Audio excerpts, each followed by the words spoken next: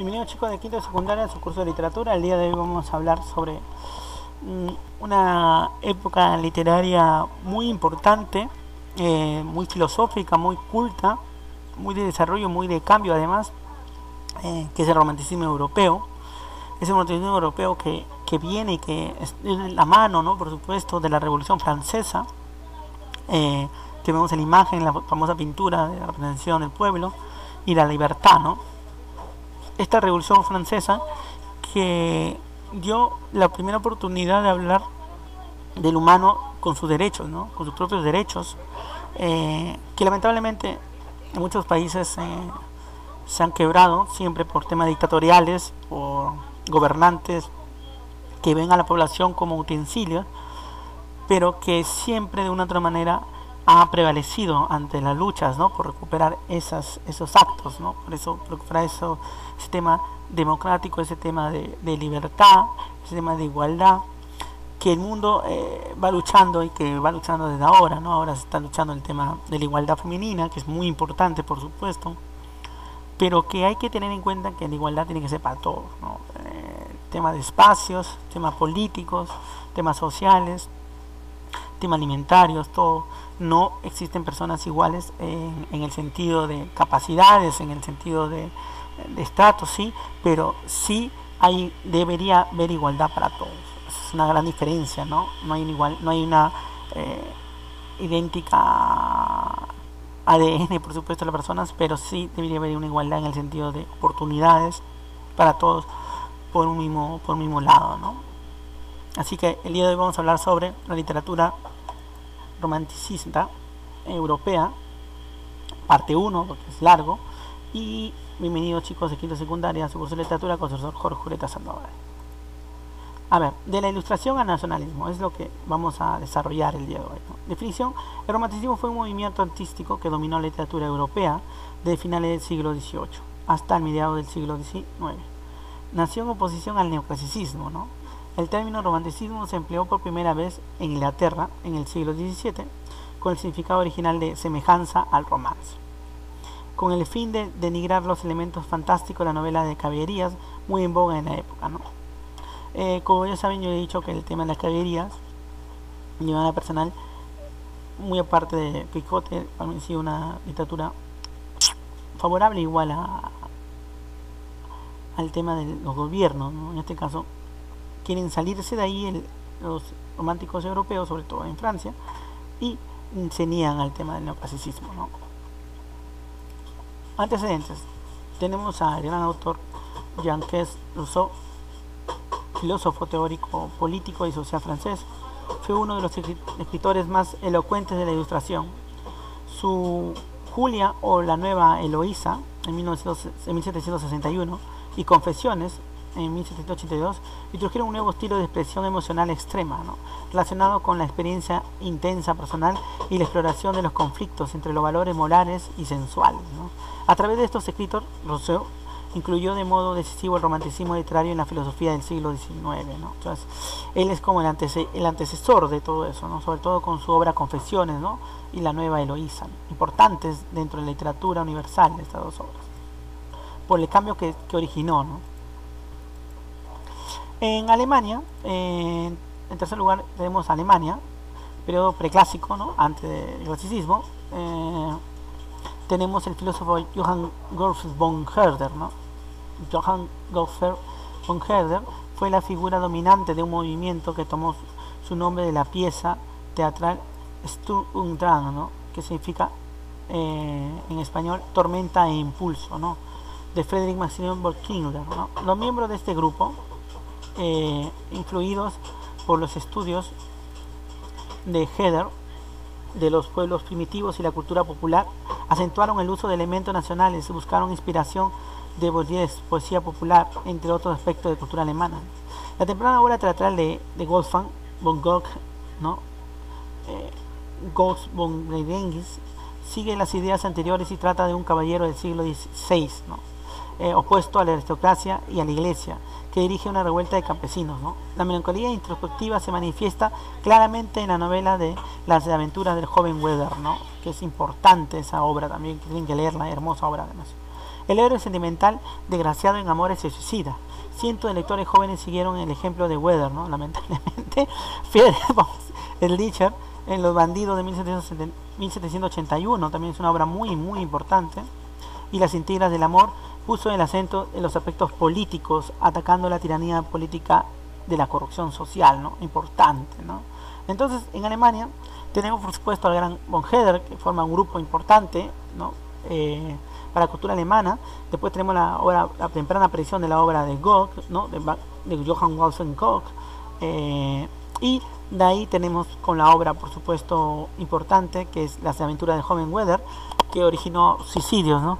Y por supuesto tenemos la aparición de Friedrich von Schiller con el tema de los bandidos, que es una obra que tienes que leer sí o sí, que vas a leer a la universidad, supongo. Werther, hablemos un poco de Werther, ¿no? A ver, de las aventuras del joven Werther. Vamos a ver. Se presenta como una colección de cartas escritas por Werther, por el personaje, ¿no? Un joven artista de temperamento sensible y apasionado y dirigido hacia su amigo Guillermo. En estas cartas, Werther revela datos íntimos de su estancia en el pueblo ficticio de Valhelin, basado en la ciudad de Garbenheim, ¿no? Donde queda encantado por las tradiciones simples de los campesinos. Werther huye de la vanidad y la incomprensión de su ciudad natal cuando llega a Valhelin. Con un baile conoce y se enamora de Lotte, forma hipocarística de Charlotte, ¿no? Una hermosa joven que cuida a sus hermanos después de la muerte de su padre. Desafortunadamente, Lotte está comprometida con Albert, un hombre 11 años mayor que ella. Werther cultiva una amistad íntima con Charlotte y Albert, a pesar de la pena de esta relación le produce, que finalmente lo lleva a abandonar Walding, o el pueblo, para dirigirse a Weimar, intentando olvidar a Lotte. Allí conoce a Frank von B. Tiempo después regresa a Walding, donde sufre más que nunca, ya que Lotte y Albert están casados. Werther sufre una gran pena al enterarse de la boda. Cada día que pasa la recuerda más. Nunca podrá corresponder su amor, ¿no? Que Lotte no puede corresponder su amor. Está enamorado, ¿no? Con pena por Werther y respeto por su esposo, Lotte decide que Werther no debe visitarla tan frecuentemente. Él la visita por última vez y después de recitar un pasaje de Ossian, ambos se besan. Lotte se encierra en su habitación y pide a Werther que se vaya. Werther sabía antes de este incidente que uno de ellos, Lotte, Albert o el mismo Werther, tenía que morir, incapaz de hacerle daño a otro ser. Werther no se ve más opción que su suicidio, ¿no? Después de escribir una carta de despedida para que fuera encontrada después de muerte, le escribe a Albert pidiéndole 2 pistolas con la excusa de que la necesitará para un viaje. Albert recibe esta petición en presencia de Lotte, a quien le pide que le manden las pistolas, por lo cual ella accede, aunque temblando, pues sabe que Werther es capaz de cometer suicidio. Luego Werther se quita la vida en el momento en que suenan las campanas de medianoche en Walding. Hermosa imagen, ¿no? Tras el disparo, su criado encuentra su cuerpo, que tardará varios días en morir. Será enterrado a las afueras del cementerio, pues según la tradición los suicidas no merecen estar en Camposanto, ¿no? Será un amigo de Guillermo quien narra el final de la historia, el final del libro, ¿no? Hermosa obra, ¿no? El gran Werther. Periodo clásico. Entonces tenemos en periodo clásico, porque lo que hemos visto primero ha sido el periodo preclásico, tenemos ahí allá a Wolf, ¿no? Ya mayor, y Schiller, ¿no? Se hicieron íntimos amigos, estos autores, y evolucionaron a la par, a pesar de la diferencia de sus actitudes filosóficas, ¿no? Cada uno defendía cosas distintas. Schiller creía que los ideales éticos absolutos que suministran las ideas fuerza de sus obras dramáticas, ¿no? Obras como la trilogía Wallenstein, María Estuardo, La doncella de Orleans y Guillermo Tell, obra importante que tienes que leer en un momento, del gran autor Schiller. Gogh extrae su filosofía de sus experiencias como poeta lírico, ¿no? Él ha sido poeta, dramaturgo, novelista, ensayista y personaje político. Vivió de acuerdo con el ideal expresado en el Fausto, ¿no? Obra que vamos a hablar, supongo, más adelante. Nunca pudo estar satisfecho, ¿no? Con lo que uno es y esforzarse intensamente por aprender, mejorar, alcanzar objetivos, ¿no? Esos elementos también pueden encontrarse en la obra del poeta Friedrich Hölderlin, otro también poeta importante, cuya admiración por la armonía del punto clásico resultó viciada por su visionaria actitud religiosa, conflicto que abordó en su novela epistolar Hyperion, ¿no? También obra, 2 volúmenes, que tienes que, o que vas a leer en la universidad si llegas a estudiar literatura, ¿no? Sobre todo. Hablemos del Fausto de Gogh, ¿no? A ver, ¿qué nos dice Fausto? Una obra magistral, además. Las 2 partes de Fausto han sido consideradas a menudo representativas de las tendencias dominantes de la literatura alemana. La primera parte contiene muchos elementos del romanticismo, Y la segunda presenta el clasicismo más admirado por Gog después de su viaje a Italia, ¿no? La primera parte de Fausto se sitúa en múltiples lugares, el primero de los cuales es el cielo. Mefistófeles hace un pacto con Dios. Dice que puede desviar al ser humano favorito de Dios, Fausto, que está esforzándose en aprender todo lo que puede ser conocido, lejos de propósitos morales. La siguiente escena tiene lugar en el escudo de Fausto, donde el protagonista, desesperazado por la insuficiencia del conocimiento religioso, humano y científico, se vuelve hacia la magia para alcanzar el conocimiento infinito. Sospecha, sin embargo, que su intento no está obteniendo resultados. Fausto hace un trato con él. El demonio hará todo lo que Fausto quiera mientras esté en la tierra, y a cambio Fausto servirá al demonio en la otra vida. El trato incluye que si durante el tiempo que Mefistófeles esté sirviendo a Fausto, este queda complacido tanto con algo que aquel le dé, al punto de querer prolongar este momento eternamente, Fausto morirá en ese instante. Fausto firma el contrato con una gota de sangre, ¿no? Se firma con el demonio, ¿no? Acá en esta parte. A continuación, en una de las excursiones, Fausto conoce a Margarita, a Gretchen. Se siente atraído por ella y con regalo de joyas y ayuda de su vecina Marta, el diablo lleva a Margarita a los brazos de Fausto, quien la seduce y finalmente logra poseerla. La madre de Margarita muere por la culpa de una posición adormilladora que su hija le había proporcionado para poder gozar de mayor intimidad con Fausto. Margarita descubre además que se ha quedado embarazada. Su hermano Valentín acusa a Fausto, lo desafía y muere a manos de Fausto y el diablo. Margarita ahoga a su hijo ilegítimo y es condenada por el asesinato, ¿no?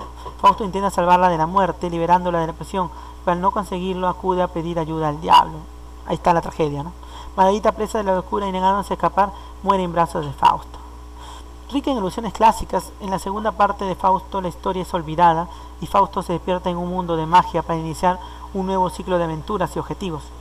La pieza consta de 5 episodios relativamente independientes, cada uno de ellos con un tema diferente.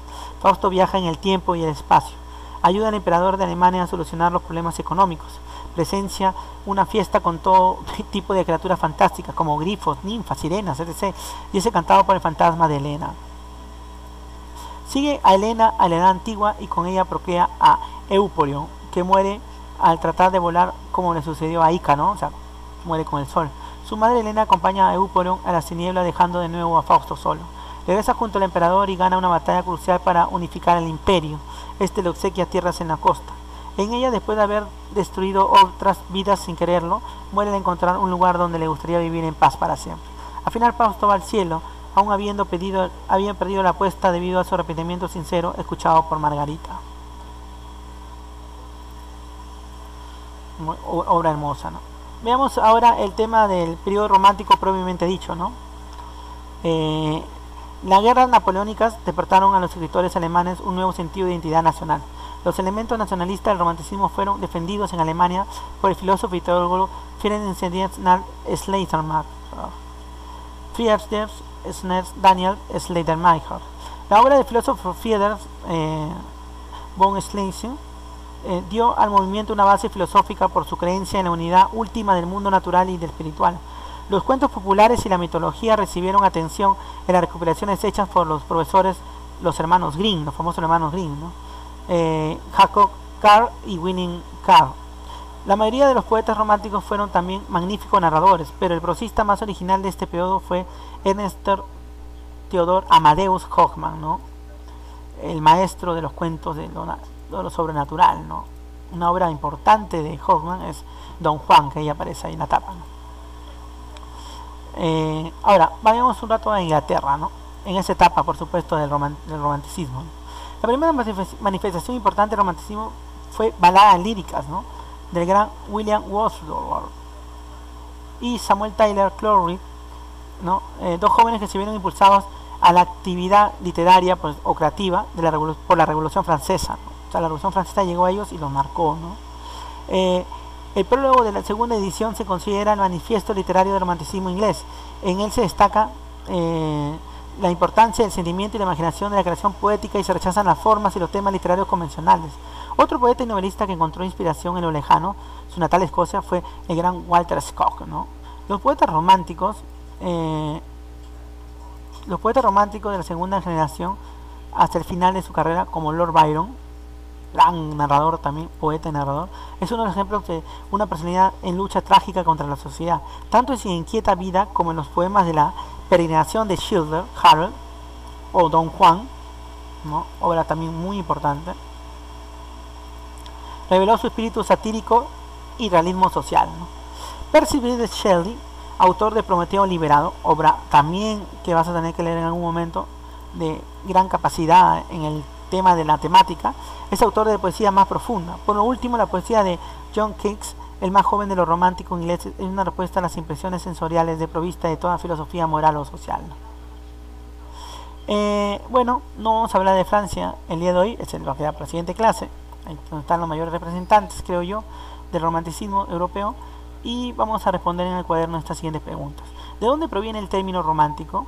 ¿Quién fue Jean-Jacques Rousseau? Le hemos mencionado. ¿Cuál fue la importancia de la balada líricas? ¿No? Ya mismo hemos dicho, importante.